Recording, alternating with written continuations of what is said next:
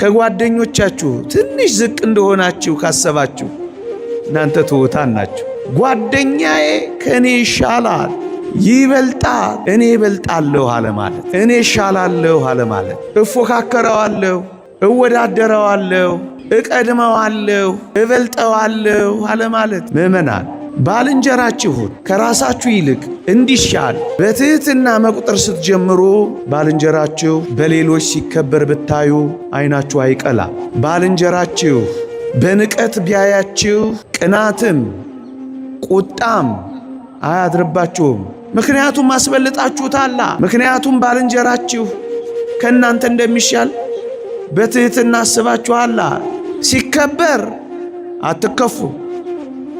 ለምን እኔ አልተከበርኩም ብላችሁ ቡራ ከረዩ አትሉ። ሕይወታችሁን አትበጠብጡም።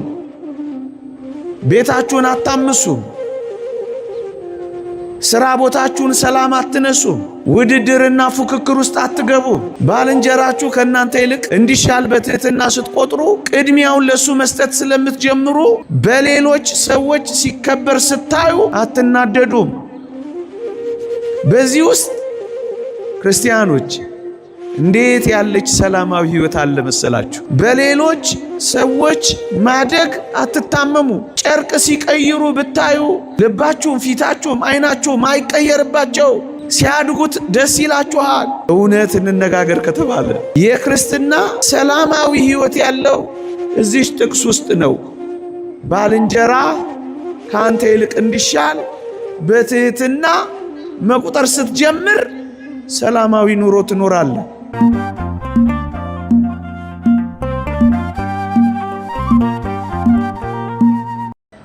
እውነተኛ ትሕትና ምን ማለት እንደሆነች ጥቂት ቁም ነገሮችን ሰምተን ሕይወቱን ገንዘብ እናድርገው። እግዚአብሔር ይርዳን።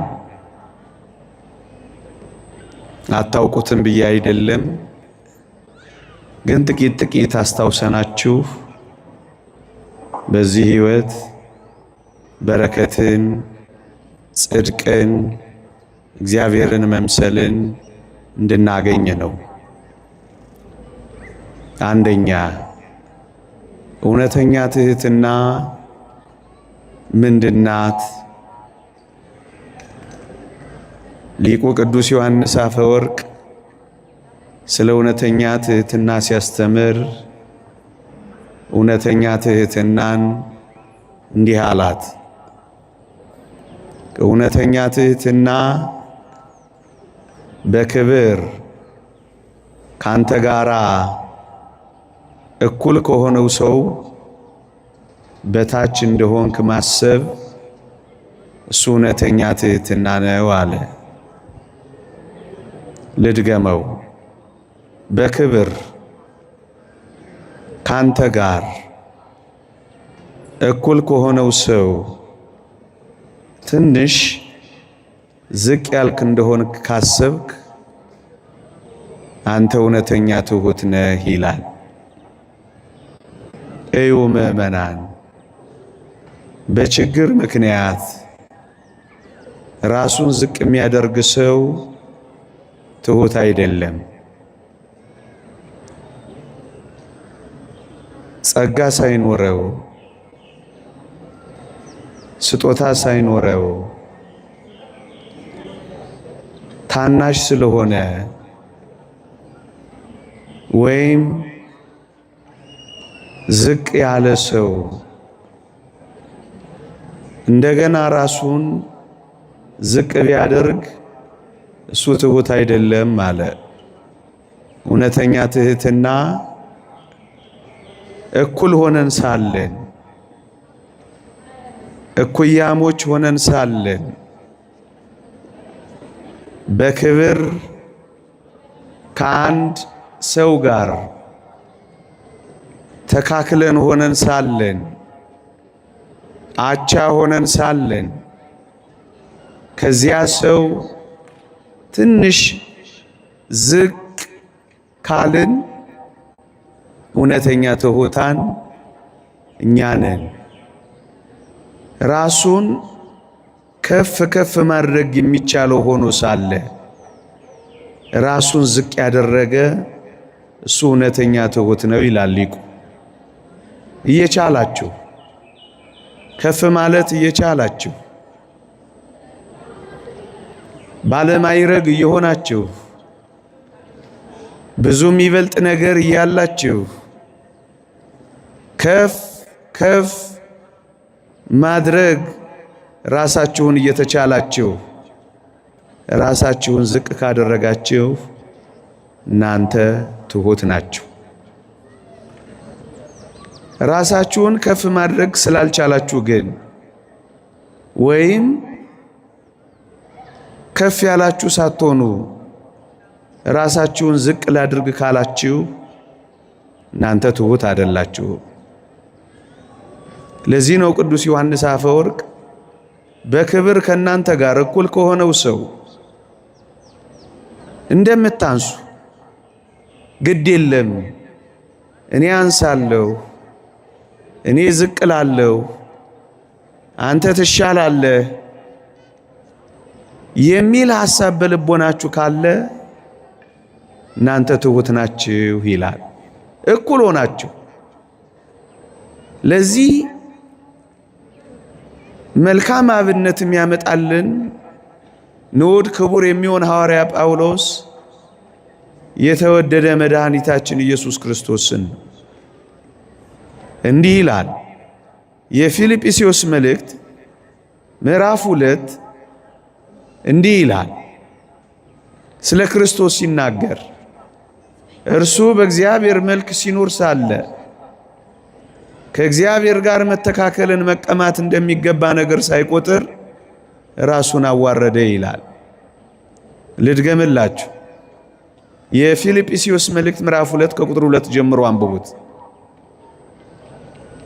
ስለ ክርስቶስ ሲያስተምር እርሱ በእግዚአብሔር መልክ ሲኖር ሳለ፣ ለዚህ ነው ሊቁ ቅዱስ ዮሐንስ አፈወርቅ ስለ ትሕትና ሲያስተምር በክብር ካንተ ጋር እኩል ከሆነው ሰው ትንሽ ዝቅ ያልክ እንደሆነ ካሰብክ አንተ ትሑት ነህ የሚለው ለዚህ ነው። ከጓደኞቻችሁ ትንሽ ዝቅ እንደሆናችሁ ካሰባችሁ እናንተ ትሑታን ናችሁ ምእመናን። ለዚህ ነው ኢየሱስ ክርስቶስን በዚህ በፊልጵስዩስ መልእክት ምዕራፍ 2 ላይ ስለ ትሕትና አብነት ምሳሌ አድርጎ ያቀረበው እኩል ሆኖ ሳለ ዝቅ አለ ብሎ። ይሄ ነው እውነተኛ ትሕትና ነው የሚለን።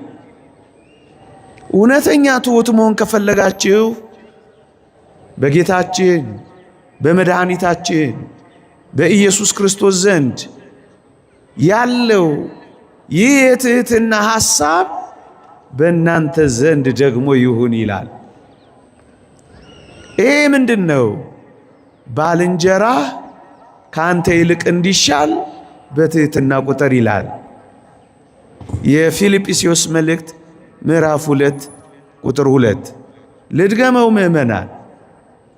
ባልንጀራህ ካንተ ይልቅ እንዲሻል በትሕትና ቁጠር። ጓደኛዬ ከኔ ይሻላል፣ ይበልጣል ብለህ ካሰብክ አንተ ትሑት ነህ ነው የሚለው ቅዱስ ጳውሎስ። ባልንጀራ ካንተ ይልቅ እንዲሻል በትሕትና ቁጠር። እውነተኛ ትሕትና ምንድን ናት? እኩል የሆነው ባልንጀራ ካንተ እንደሚሻል ማመንና ማሰብ ናት ትሕትና ወገኖቼ። እኔ እበልጣለሁ አለ ማለት፣ እኔ እሻላለሁ አለ ማለት፣ እፎካከረዋለሁ፣ እወዳደረዋለሁ፣ እቀድመዋለሁ፣ እበልጠዋለሁ አለ ማለት እውነተኛ ትሕትናችን ናት። ባልንጀራ ካንተ ይልቅ እንዲሻል በትሕትና መቁጠር ነው። ምእመናን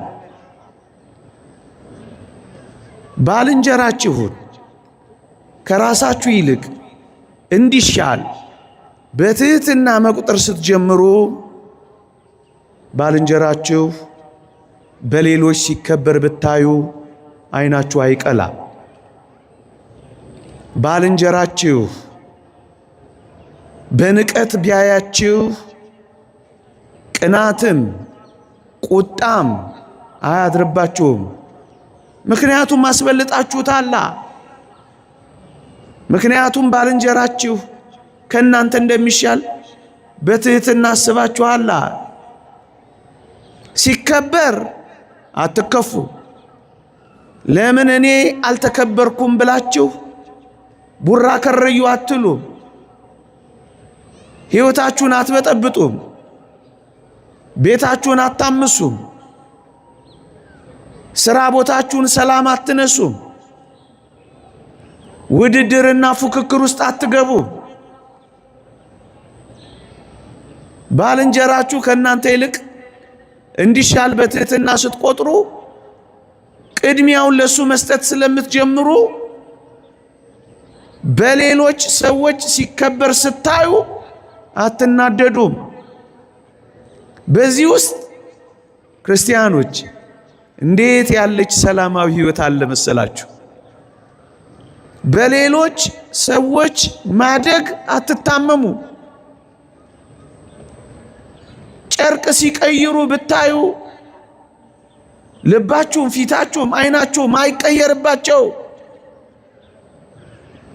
ሲያድጉት ደስ ይላችኋል። እውነት እንነጋገር ከተባለ የክርስትና ሰላማዊ ሕይወት ያለው እዚህ ጥቅስ ውስጥ ነው። ባልንጀራ ካንተ ይልቅ እንዲሻል በትሕትና መቁጠር ስትጀምር ሰላማዊ ኑሮ ትኖራለህ። በዚህ ውስጥ እኔ ይበልጥ የሚባል ጸብ የለም። ለምን እኔ አልተከበርኩም የሚል ትዕቢት የለም።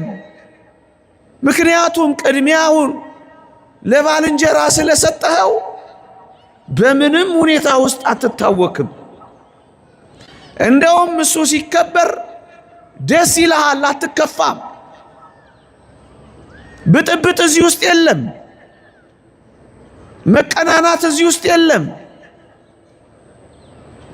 ጸብ እዚህ ውስጥ የለም። መተት እዚህ ውስጥ የለም። እኔ ይበልጥ የሚል እሰጥ አገባ እዚህ ውስጥ የለም። ምዕመናን ምናልባት ቀለል እያልኩ ስነግራችሁ የዚችን ጣዕም ያላት የክርስትና የሕይወት ምንጭ መሆኗን አትዘንጉ። ባልንጀራ ካንተ ይልቅ እንዲሻል በትሕትና ስትቆጥር ኢየሱስ ክርስቶስን መምሰል ትጀምራል። ከአብ ጋር እኩል ሆኖ ሳለ በትሕትና ዝቅ ሲል አምላክነቴ ይነጠቃል ብሎ አላኮረፈም፣ ቅር አላለውም፣ አልተበሳጨም። አምላክነቴን አጣለሁ ብሎ አልሰጋም። እውነተኛ ትሕትና ምንድናት? ባልንጀራ ካንተ ይልቅ እንዲሻል በትሕትና መቁጠር ናት። በጌታችን ዘንድ ያለች ሐሳብ በእናንተ ዘንድ ደግሞ ይሁን።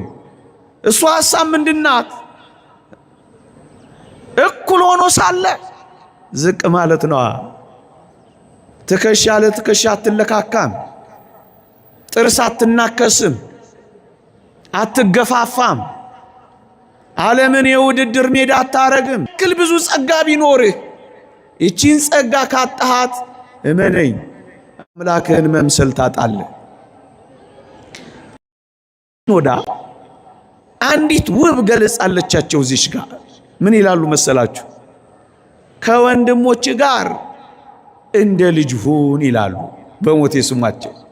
ከወንድሞች ጋር ከእኩዮች ጋር አብረ ከምትውላቸው ጋር እንደ ልጅ ለመሆን ሞክር፣ እንደ ልጅ ሁን ይሉና ከልጆች ጋር ደግሞ እንደ ወንድም ሁን።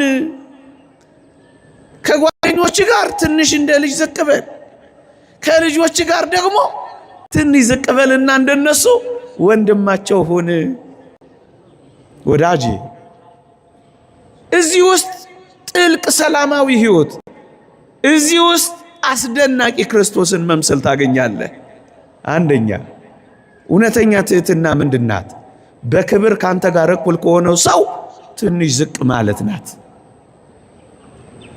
ዓለም ለምን የሚጣላ ይመስላችኋል? ጉልበተኝነት፣ እኔ ነኝ አሸናፊው ማለት፣ እኔ ይበልጥ እኮ ነው ከጫፍ እስከ ጫፍ ዓለምን የሚያተራምሰው። እኛ ሀገር ይሄው ስንት ዘመን አለን እየተቆራቆዝን። ለምን? እኔ እሱ ነው እኮ የሚያጣላው። ካልበለጥኩ፣ ካልቀደምኩ፣ ካልተደመጥኩ፣ ካላሸነፍኩ እሻላለሁ፣ እደምቃለሁ፣ አጌጣለሁ። እኔ የኔ እሱ ነው እያሸነፈ ያለው እያጣላን ያለው። እቺን ህይወት መኖር የሚለምድ በዚህች ህይወት የሚለማመድ ግን ፍጹም ሰላማዊ ይሆናል። ከጓደኞቻችሁ ጋር ሰላማዊ፣ ከትዳር አጋሮቻችሁ ጋር ሰላማዊ፣ ከጓደኞቻችሁ ጋር ሰላማዊ፣ ከሥራ ባልደረቦቻችሁ ጋር ሰላማዊ። ባልንጀራ ካንተ ይልቅ እንዲሻል በትሕትና ስትቆጥ፣ ባልንጀራ ስታስቀድሙ፣ ፉክክር የለም፣ ውድድር የለም፣ መበላለጥ የለም፣ መለካካት የለም፣ እኔ ቀድም እሽቅድምድም የለም። አንድ ቃል ብቻ ደግሜ ላብቃ። ትሕትናን የለበሰ ሁሉ ፈጣሪውን ይመስላል። ትሕትና የሌለው ሰው ግን የቱንም ያህል ቢጋደል ተጋድሎ ከንቱ ነው። አንድ ሁለተኛ እውነተኛ ትሕትና ምንድን ነው? እውነተኛ ትሕትና ምንድን ነው? ምእመናን ዛሬ ያነሳሁት ክርስቲያን መሆን ለሚፈልግ ሁሉ የእውነተኛ እግዚአብሔርን የማግኛ መንገድ ነው የምነግራችሁ። በጣም ቀላል ነገር ይመስለናል። ሁል ጊዜ ስለሚደጋገም እንደ ተራም ጉዳይ ቆጥረነዋል። እውነተኛ ትሕትና ምንድናት? እውነተኛ ትሕትና ሁሉን ከእግዚአብሔር እንደ ተቀበለ ማመንና ማሰብ ናት። ደግሞ አለሁ እውነተኛ ትሕትና ምንድናት? ሁሉን ነገር የሰጠው እግዚአብሔር ነው ብሎ ማመንና መቀበል ነው። ከኔ የሆነ ነገር ምንም ነገር የለም ብሎ ማመን ነው። እውነተኛ ትሑት ሰው ማን ነው ካላችሁኝ፣ ራሱን ሳይሆን እግዚአብሔርን የነገሮች ሁሉ ምንጭ፣ ምክንያት፣ ማዕከል ያደረገ ሰው ነው። እውነተኛ ትሑት እሱ ነው። ምእመናን ቅዱስ ባስልዮስ እንዲህ ይላል፣ የያዝከው በጎ ነገር ሁሉ የእግዚአብሔር ስጦታ መሆኑን ዘንግተህ በእጄና በጥበቤ ያገኘሁት ካልክ በትዕቢት ወድቀሃል። የሰጠህ እግዚአብሔር መሆኑን ማወቅ የትሕትና መጀመሪያ ነው ይላል። በራስ መመካት ግን የጥፋት መንገድ ነው። ወዳጄ ትሑት መሆን ከፈለክ የትኛውን በጎ ስጦታ ካለ የሰጠህ እግዚአብሔር መሆኑን ማወቅ። ሀብት አለህ፣ በላቤ ጥሬ ግሬ ሳትል እግዚአብሔር ባርኮይ ነው ካልክ ትሑት መሆን ትጀምራለህ። እውቀት ቢኖርህ የተቀበልኩት ነው ካልክ በእውቀት መመካት ታቆማለህ። ያን ጊዜ ትሑት መሆን ትጀምራለህ።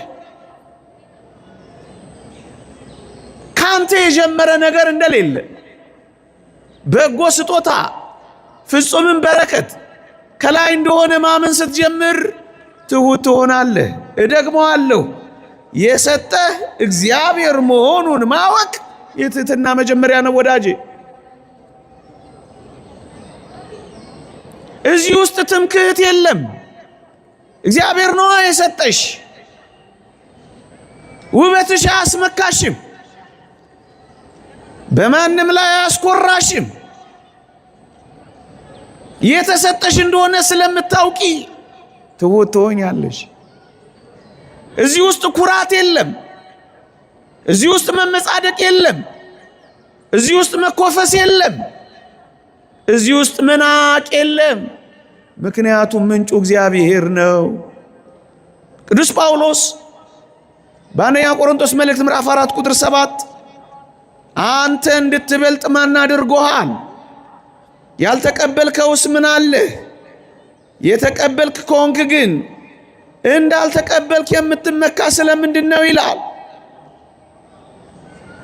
ያልተቀበልከው ምን አለ? ወዳጄ ይህን የመሰለ ተክለ ሰውነት ነው ከእግዚአብሔር ነው ያገኘሽው። ይህን የመሰለ የእውቀት ጸጋ ነው እግዚአብሔር መጽውቶ ነው። የምትወጣበት ጉልበት፣ የምትወርድበት ኃይል፣ ያማሩ ልጆችህ የእግዚአብሔር ስጦታዎችህ ናቸው። ታዲያ እንዳልተቀበለ ሰው የምትመካው ምን ሆነ ነው ይላል ቅዱስ ጳውሎስ። ትምክህት ካለ ትህትና ይወጣል። ወዳጄ እውነተኛ ትህትና ምንድናት? የሰጠህ እግዚአብሔር መሆኑን ማወቅ ናት። እግዚአብሔር እንደሰጠህ ካወቅ ሰጪውን ታከብራለህ። አንተ ተቀባይ ብቻ እንደሆንክ እንደተመጸወትክ ብቻ ታምናለህ። አንድ ቀን ሊወሰድ እንደሚችል ደግሞ ትረዳለህ። ስለዚህ ምን ትሆናለህ? ትምክህትን ታጠፋለህ። ጸጋውን የሰጠህ እግዚአብሔር እንደሆን ካወቅ ትዕቢትን ታርቃለህ። የእግዚአብሔር ነው የኔ አይደለም ማለት ከጀመርክ ትሑት ትሆናለህ። እንደ ተቀበልክ ከረሳህ ትዕቢተኛ ትሆናለህ። በተሰጠ ነገር መመካት ከጀመርክ ትዕቢተኛ ትሆናለህ። በተሰጠ ነገር ማመስገን ካቆምክ ትዕቢተኛ ትሆናለህ። ሰጪውን ማወቅ ትሑት ያደርጋል። ምእመናን መልካም ነገር ሁሉ ካለህ ሰጪውን አመስግንበት፣ ሰጪውን አክብርበት። የተሰጠኝ የተመጸወትኩት ነው በል። ሁል ጊዜ ብር ካለ ለሌሎች እንዳከፋፍል ነው በል። ዕውቀት ካለ ስራ ልሰራበት ነው በል።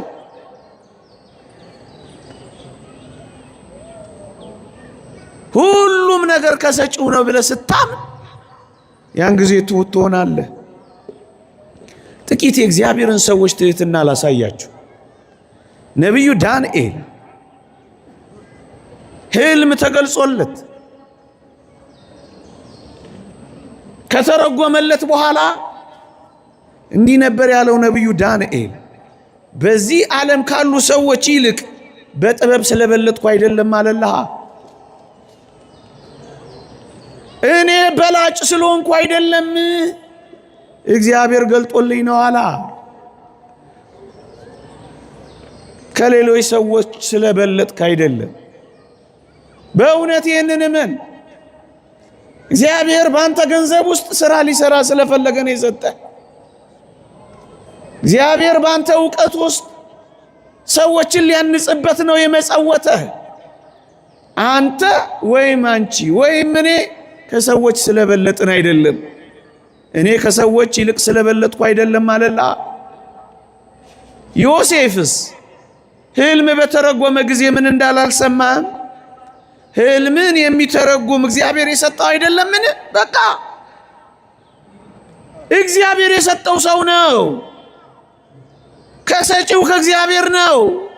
ይህንን የሚያምን ሰው ነው ትሑት የሚባለው። እግዚአብሔር ሰጥቶኝ ነው፣ እግዚአብሔር ኃይል ሆኖኝ ነው፣ እግዚአብሔር ገልጦልኝ ነው፣ እግዚአብሔር መጽውቶኝ ነው፣ እግዚአብሔር ባርኮኝ ነው፣ እግዚአብሔር አነሳስቶኝ ነው። ሰጪው ነው። እግዚአብሔር ክብሩን ስትወስዱበት አይወድም። የሱ ነው ስትሉ ይወዳል እግዚአብሔር። ሐዋርያት ያሉትንም ላንብብላችሁ። እዚህ ሐዋርያት ሥራ ምዕራፍ 3 ቁጥር 12 ላይ እንዲህ ይላል። ቅዱሳን ሐዋርያት በጌታችን ስም ሽባውን ከፈወሱት በኋላ ምን እንዳሉ ስሙት። በሞቴ እንዲህ ይላል፣ በዚህ ስለምን ትደነቃላችሁ? ወይስ በገዛ ኃይላችን ወይስ እግዚአብሔርን በመፍራታችን ይህ ይመላለስ ዘንድ እንዳደረግነው ስለምን ትኩር ብላችሁ ታዩናላችሁ አሏ። በገዛ ኃይላችን ነው አይደለም፣ ኃይል እግዚአብሔር ነው። ከየት አመጣ ነው? እኛ ለምን ትኩር ብላችሁ ታዩናላችሁ? ወዳጄ መደነቅን ለምን ትፈልጋለህ? እግዚአብሔር ይደነቅ። ለምንድን ነው እንዲያጨበጭቡልህ የምትፈልገው? እግዚአብሔር ይጨብጨብለት። ለምንድን ነው እግዚአብሔርን ክብር የምትነጥቀው? እግዚአብሔር ይከበር። ለምንድን ነው ትኩር ብላችሁ የምታዩን? እኛ ማንን? በገዛ ኃይላችን ወይም እግዚአብሔርን በመፍራታችን ይህ ይመላለስ ዘንድ እንዳደረግነው ስለምን እኛን ታዩናላችሁ? ምንድነን እኛ? አየህ፣ ከሰማይ የመጣ ጸጋ ነው። እግዚአብሔርን እዩት፣ አክብሩት። እውነተኛ ትህትና ምንድናት? ይቺ ናታ። እግዚአብሔር የሰጠኝ ናት በል። ምእመናን የዛሬ መቆምህን አትይ፣ ነገ ትወድቃለህ።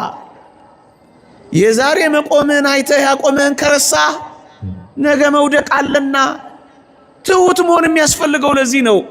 ዛሬ ቆም ያለው ነገ እኮ ወድቃለሁ። እንዲህ አይነት ሰው ነው ትሁት የሚሆነው፣ ያቆመውን ሲረሳ። ምእመናን የዛሬ መዋባችንን አይተን ያስዋበንን እግዚአብሔርን ከረሳን ነገ እኮ መጠውለግ አለ። እግዚአብሔር ነው ይህንን ደም ግባት የሰጠኝ። ምንስ አኮራኝ? የኔ የሆነ ውበት የት አለኝ? እግዚአብሔር ነው መታያዬ የሆነው። ዛሬ የተዋብኩት ነገ እኮ መጠውለጌ አይቀሬ ነው። ይህን የሚያምን ሰው ነው ትሁት የሚሆነው።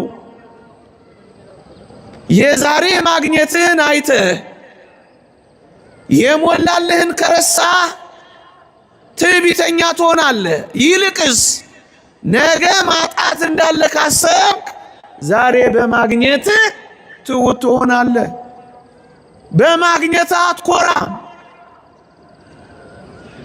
አትመጻደቅም። እዚህ ውስጥ ምርጥ ትህትና አለች። እግዚአብሔር የሰጠኝ ነው በማለት ውስጥ በዛሬ መዓዛ መታወድህን አይተህ በዚህ መዓዛ ያወድህን ከረሳ ነገ መሽተትም አለ። ዛሬ የታወድኩት ነገ ምሸት ነኝ ትላለህ። ሲራክ እንዳለው እንግዲህ ትቢያ አመድ የሚሆን በሕይወትም ሳለ ሰውነቱ የሚተላ ሰው ለምን ይታበያል ይላል። እናንተ የዛሬ ውብሆች በእውነት እንንገራችሁ፣ ለምን ትታበያላችሁ? የሰጣችሁንስ ለምን ትረሳላችሁ? በበሽታ መትላት አለ አይደለ? በቁሙ የሚተላ ሰው ለምን ይታበያል ይላል። አልጋ ላይ ስንያዝ ትሁት እንሆን የለ? ጻድቁ ኢዮብ እንኳን ትዝ አይላችሁ? እግዚአብሔርን መገዳደር ጀምሮ መጨረሻ ላይ ምንድን ያለው? መስማትንስ በጆሮቼ ሰምቼ ነበር፣ አሁን ግን ዓይኔ አየች። ስለዚህ ራሴን እንቃለሁ፣ በአመድ ውስጥ እንከባለላለሁ ነው ያለው። ይህ እግዚአብሔርን ጸጋ ስጦታውን ኃይሉን የሚረዳ ሰው ትሁት ይሆናል። ወዳጄ የዛሬ ማጌጥህን አይተህ ያጌጥህን አትርሳ፣ ባዶ መቅረት አለና። የዛሬ ቀና ማለትህን አይተህ ቀና ያደረገህን አትርሳ፣ መጎንበስ አለና። የዛሬ መፈለግህን አይተህ አትኩራ፣ አንድ ቀን አለመፈለግም አለና። ትሁት የሚሆን ሰው ይሄ ነው። በመፈለጉ ቀን ያለመፈለግ ቀን ሊመጣ እንደሚችል የሚያስብ ሰው ትሁት ይሆናል። በመዋብ ቀን መጠውለግም ሊመጣ እንደሚችል የሚያስብ ሰው ትሁት ይሆናል። በማጌጥ ቀን መራቆት እንደሚመጣ የሚያስብ ሰው ትሑት ይሆናል። ከኔ የሆነ ምንም ነገር የለም የእግዚአብሔር ነው ብሎ የሚያስብ ሰው ትሑት ይሆናል። ምእመናን፣ አለበለዚያማ እንደ ዲያብሎስ መሆን ነው። የእግዚአብሔር ቃል እንዲህ ይላል ስለ ዲያብሎስ ሲናገር፣ በውበት ምክንያት ልብ ኮርቷል፣ ከክብርም የተነሳ ጥበብን አረከስ፣ በምድርም ላይ ጣልሁ ይላል። ዲያብሎስ ለምን የተጣለ ይመስላችኋል? በውበቱ ምክንያት እኮ ኮርቶ ነው። እግዚአብሔር እንደሌለ እኮ ቆጥሮ ነው። ያን ጊዜ ነው መዋረድ የሚጀመረው። እግዚአብሔርን የረሳች ነፍስ ትዋረዳለች። እግዚአብሔር ሰጥቶኝ ነው የማትል ነፍስ ትምክህተኛና ትዕቢተኛ ትሆናለች። ወደ ምድርም ጣልኩህ እንዳለው እንደ ዲያብሎስ ትጣላለች። ሁለተኛ እውነተኛ ትሕትና ምንድናት? ደግሜ ልለፋት ሁሉን ከእግዚአብሔር እንደተቀበለ የሚያምን ሰው ትሑት ይሆናል። ከእኔ የሆነ አንዳች ነገር የለም ማለት የለመደች ነፍስ ክብሩን ሁሉ ለእግዚአብሔር መስጠት ትጀምራለች። ከትምክህት ትወጣለች፣ ከኩራት ትወጣለች፣ ከትዕቢት ትወጣለች፣ ከመኮፈስ ትወጣለች፣ እዩኝ ከማለት ትወጣለች። በቆመችበት ቀን የምትወድቅበትን ቀን ታስባለች። ስትከብር መዋረድ እንዳለም ትረዳለች። ስለዚህ ትሑት ትሆናለች። የአሁን ብቻ ሳትሆን የነገዋንም ጊዜ ታስባለች። የእግዚአብሔርን ክብር መውሰድ አትፈልግም። የኔ ነው አትልም። ሁለት እየሰማችሁኝ ነው? ሶስተኛ እውነተኛ ክርስቶስን የምታስመስልን እግዚአብሔርን የምታገናኝን እውነተኛ ትሕትና የቷ ናት? አባቶቻችን እንዲህ ይላሉ ስለ እውነተኛ ትሕትና ሲናገሩ፣ ወፍጻሜ ትሕትና ውእቱ ጸዊረ ውዴታ ሐሰት ይላሉ። ፍጹም ትሕትና የምትባለው በሐሰት የተነገረውን ደስ ብሎት መቀበል ነው ይላሉ። ይህ ደግሞ እንዴት ልዩ ነው መሰላችሁ! በሐሰት የተነገረውን ሳትሟገት፣ ሳታስተባብል፣ ሳትከራከር ደስ ብሎ ከተቀበልከው አንተ ክርስቶስን የምትመስል ትሑት ይሆንክ ነው።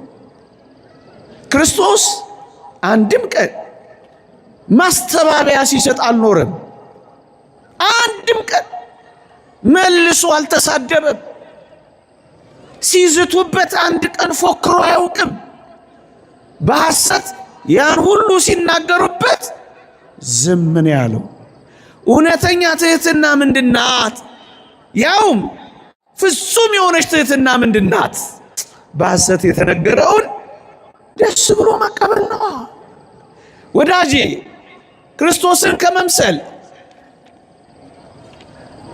እጅግ ደግሞ ፍጹም ልሁን ለምትል ነፍስ አብራ ክርስቶስን ከመምሰል ጋር ወደ ፍጽምና መገስገስ የምትፈልግ ነፍስ ስትሰደብ ደስ ካላት፣ ስትነቀፍ መልስ ካልሰጠች፣ ስትተች ካልተከራከረች፣ አቤት እሷማ እንዴት ያለች ፍጹም ትሑት ነች። ሙሴ ጸልይ ምን ላስታውሳችሁ፣ አንተ ጠቋር ብለው ሲሰድቡት አሉ ፊቱ በሳቅ ያበራ ነበር አሉ። እውነተኛ ትሕትና ማለት እቺ ናት። ሲሰድቡት ፍንክንክ ብሎ ማልቀስ። ወዳጄ ሳትሟገት፣ ሳትካሰስ፣ ምስክር ሳትቆጥር ይገባኛል። ፍጹም ትሑት ማለት ይቺ ናት። ምን ማለት ናት ይቺ ምን ማለት ናት?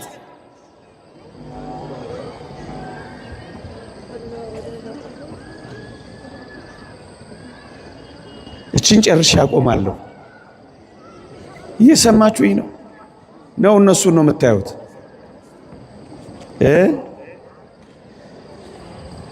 ሌላ ጊዜ እንቀጥለዋለን ይሻላል ይመስለኛል። ያስተማረን የመከረን የአባቶቻችን አምላክ እግዚአብሔር እንዲህ ባለው